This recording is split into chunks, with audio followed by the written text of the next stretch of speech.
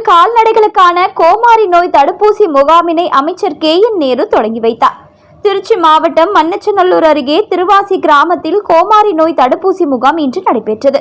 முகாமிற்கு மாவட்ட ஆட்சித்தலைவர் பிரதீப் குமார் தலைமை வகித்தார். MLA கதிரவன், கால்நடை மண்டல இணை இயக்குனர் கணபதி மாறன், உதவி இயக்குநர்கள் சுகுமார், சந்துரு, மருத்துவர்கள் ராமலிங்கம், கணேஷ் ஆகியோர் முன்னிலை வகித்தனர்.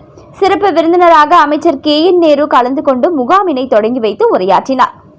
அப்போது அவர் கூறுகையில், கோமாரி எனப்படும் நோயானது வைரஸ் கிருமி தாக்கத்தால் கால்நடைகளுக்கு கால் மற்றும் வாயில் ஏற்படும் ஒரு கொடிய நோயாகும்.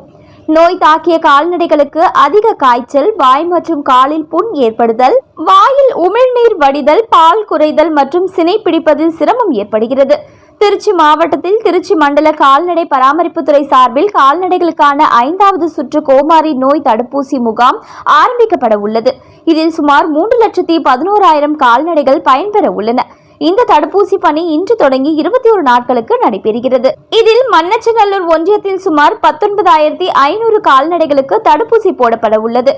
மேலும் இந்த நாட்களில் நடைபெறும் தடுப்பூசி முகாம்களில் தங்கள் கால்நடைகளுக்கு தடுப்பூசி போட்டுக் கொள்வதன் மூலம் இந்த நோய் முழுமையாக கட்டுப்படுத்தலாம்.